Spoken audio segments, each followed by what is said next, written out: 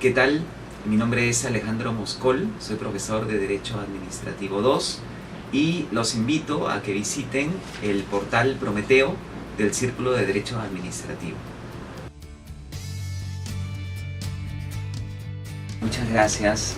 En primer lugar, agradecerles, ¿no?, por la oportunidad de tener esta entrevista, poder compartir con ustedes temas importantes en materia regulatoria. Y precisamente creo que esta pregunta es la de inicio, la de partida más importante, ¿no? ¿Cuál es el rol que se le ha asignado al Estado en materia de regulación de los servicios públicos? Y encontramos pues que se basa pues en una constitución económica, ¿no?, un régimen económico en el cual el Estado pues va a cumplir una función principalmente reguladora, ¿no?, y que va a implicar pues una intervención a fin de garantizar, ¿sí?, por un lado pues niveles de acceso a los servicios, niveles de asequibilidad a los servicios. Sin embargo, van a ir acompañados también de un deber del Estado, ¿sí?, de supervisar los servicios públicos, de regularlos en sentido estricto, es decir, por ejemplo, lo que es fijación de tarifas en estos mercados de servicios públicos, y principalmente, y este es un rol que cumplen también los organismos reguladores, es la función de promover, ¿no? Es decir, buscar que se puedan promover situaciones de mayor competencia en los mercados y pues vaya desapareciendo la figura que seguramente vamos a ocupar más adelante, digamos, de la presencia de monopolios. Sí, lo que hacemos, recordamos las funciones que tienen los organismos reguladores que le asigna la ley 27332, la ley marco de organismos reguladores.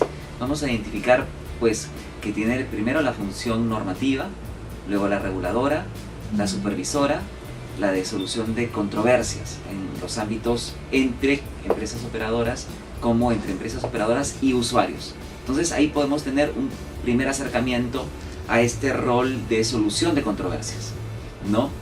Por otro lado, encontramos que el mismo Tribunal Constitucional ha señalado pues que los usuarios terminan siendo pues los actores principales, el fin último de la regulación. Por lo tanto, la actuación de los reguladores tiene que estar orientada pues a velar que funcione adecuadamente el mercado y por lo tanto funcione, digamos, y se proteja adecuadamente a los usuarios. Un tema, por ejemplo, para decirles como referencia, pues en estos mercados, ¿qué pasa? Que existen conocimientos altamente especializados, es decir, un consumidor no conoce cómo funcionan mercados como el de energía eléctrica, ¿no?, como el de telecomunicaciones o eventualmente el de agua, ¿no? La asimetría de conocimientos es muy fuerte y muy marcada, que hace que pues los consumidores actúen sobre la base de la confianza. No confían que el prestador del servicio les está facturando correctamente, que el prestador del servicio les está brindando un servicio de forma adecuada, ¿no?, sin afectar su calidad. Entonces, bajo ese marco, ¿dónde está la actuación y, digamos, la función que cumplen los reguladores? Pues en disminuir estos niveles de asimetría.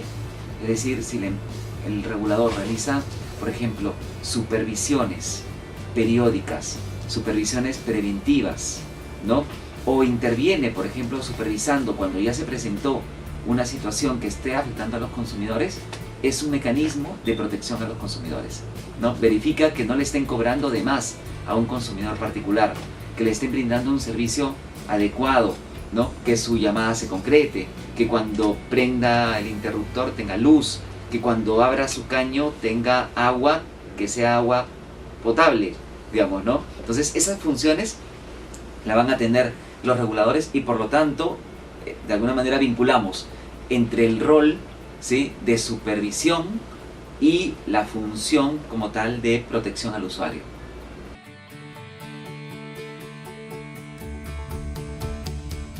Justo cuando me planteaban esta pregunta, recuerdo que está el tema acerca de si los monopolios naturales, digamos, toda la perspectiva económica, pues es trasladable, ¿no? Es decir, si podemos afirmar que todo ese sustento económico que justifica, digamos, una regulación económica clásica se podría mantener a la fecha. ¿Y qué es lo que podemos advertir, ¿no? Y en eso está, tiene que ver con lo que me mencionaban acerca de del trabajo de Gasparariño, ¿no? Es decir, la discusión acerca de si es posible, por ejemplo, que la evolución tecnológica, ¿sí?, ocasione que desaparezcan, ¿cierto?, estos mercados donde los costos hundidos eran tan altos que hacía o ocasionaba que sea imposible que se repliquen estas infraestructuras, y por lo tanto lo que permitiera que se consoliden empresas con una presencia importante en el mercado, monopolios naturales. Sin embargo, quizás podemos señalar como ejemplo el caso de telecomunicaciones, ¿no?, donde la evolución tecnológica ha sido tan marcada, tan importante, que ha hecho pues que disminuyan las barreras, ¿cierto?, de entrada, y por lo tanto pues puedan generarse escenarios de competencia, ¿no? Probablemente no se aplique este razonamiento para todos los servicios públicos o infraestructuras de servicios públicos.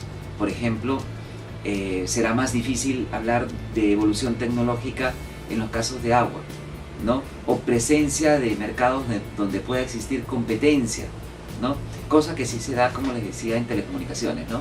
Tenemos pues competencia ya en ámbitos de las telecomunicaciones, mercados de larga distancia, recientemente mercado de telefonía fija, profundizado, digamos, con el impacto de la portabilidad, ¿no?, es decir, disminuyendo pues aquellos costos, ¿no?, o aquellas barreras que impedían que pues las empresas operadoras puedan prestar sus servicios en los mercados, ¿no? Entonces, lo que podemos advertir ahora es que la presencia de monopolio natural es un elemento importante, responde a la teoría clásica de la regulación, responde a una justificación en materia de regulación.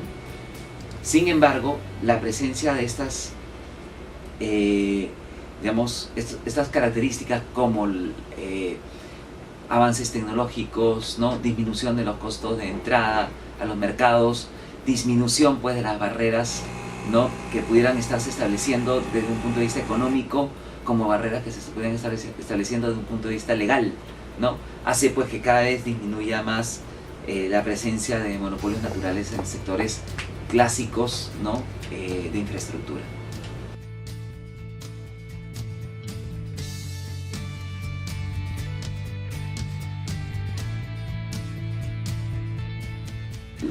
La presencia del Estado ciertamente pues puede ser muy buena con una intervención adecuada, con una regulación adecuada, pero también podría generar importantes impactos o costos administrativos o costos de alguna manera económicos en las empresas.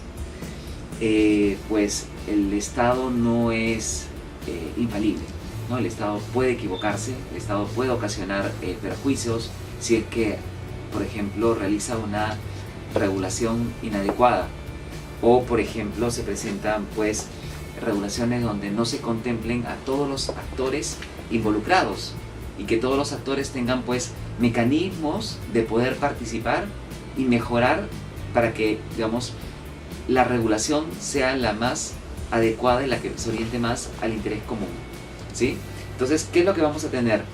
Que si se presentan fallas, estas tendrán o serán en algún momento trasladadas a los consumidores, por ejemplo, ¿no? Es decir, una tarifa mal fijada, ¿no?, una regulación mal realizada, que lo que va a hacer podría generar perjuicios a los consumidores. ¿Qué es lo que está actualmente discutiéndose? El establecimiento, digamos, ya con carácter obligatorio de lo que son las técnicas de análisis de impacto regulatorio, ¿sí?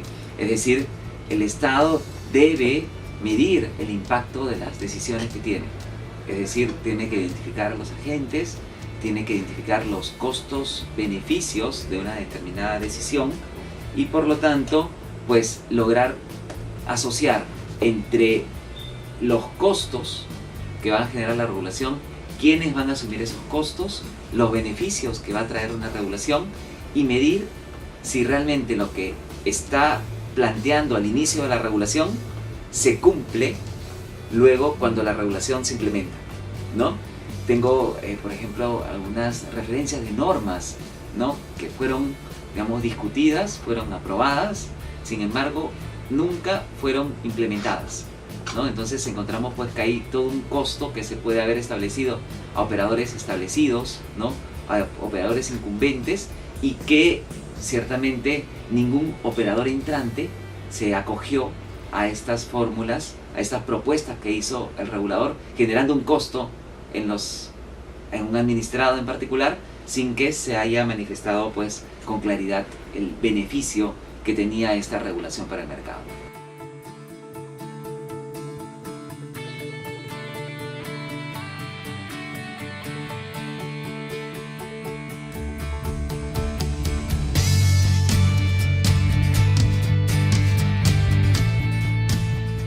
Es controversial, ¿no? Porque uno podría plantear que todos los esquemas de otorgamiento de concesiones vayan con técnicas de, digamos, mecanismos de libre fijación de tarifas, pero no son incompatibles. Es decir, podríamos tener un diseño de un contrato de concesión acompañado de un diseño regulatorio, especialmente en temas tarifarios. Entonces, ahí podemos tener una primera parte de la respuesta, pero ¿qué vamos a encontrar? Que si queremos acercarnos a servicios que sean de mayor provecho hacia la ciudadanía, hacia los usuarios, y que van a tener un impacto importante para satisfacer las necesidades colectivas, entonces vamos a tener que acercarnos a utilizar técnicas donde colabora el Estado y los privados, bajo figuras como la concesión, asociaciones público-privadas, pero donde el Estado va a tener que intervenir, ¿sí?, como aquel que va también a financiar el funcionamiento de la concesión. ¿A qué vamos?